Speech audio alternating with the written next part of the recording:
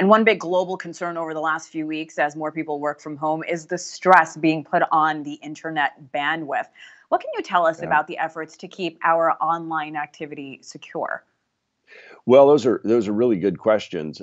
First of all, if you compare the United States capabilities during this period to those of Europe, where they're calling on major providers to slow down content or diminish its quality, if you will, to free up broadband, we're not having to do that here in the U.S. We have a different light touch regulatory scheme here, and so I think it's proving to work effectively. I commend the carriers who have lifted the data caps, who have gotten rid of the penalties and fees during this period. They're stretching these networks as broadly as they can to help people get connected at home. The FCC has led this effort under Chairman Pai with the Connect America program. So there's a lot of really good things happening here. But look, we've got to maintain better vigilance of our networks. We know they're ripe and open to attack by bad state actors. We need to harden these networks, strengthen these networks, get unreliable equipment out of these networks. As former chairman of the Telecommunications Subcommittee in the House and chair of the full Energy and Commerce Committee for a couple of years, I know this stuff. It has to happen.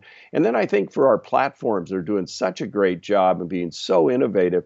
They've got to realize they have new users on. If you think about some of the conferencing platforms that are in the news, they never expected this surge, but they've got to be very transparent about how a user's data are being used, what the privacy settings are. Make those just really easily available, understandable, and usable. I think that would be my suggestion to these platforms. Be very transparent. You have a whole bunch of users trying to fire things up from home.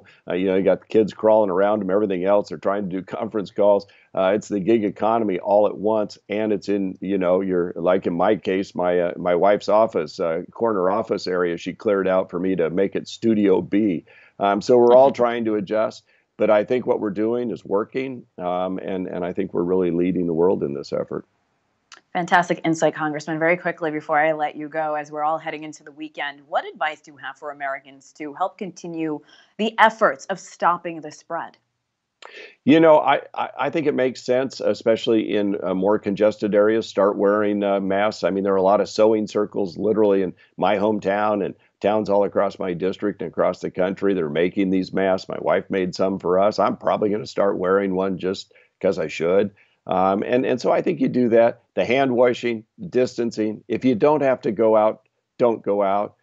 If you go out, maintain the distancing. Take this really seriously. This is the best thing we can do right now to try and flatten this curve and stop the spread. And if you're young and healthy and think nothing's going to happen to you, that's not the point.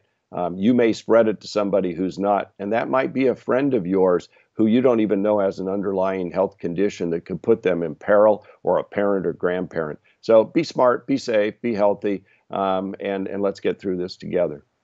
Be smart, be safe, be healthy. Representative Greg Walden from Oregon, we really appreciate your time. I love your studio, Congressman. Stay safe. Thank you so Studio much. B.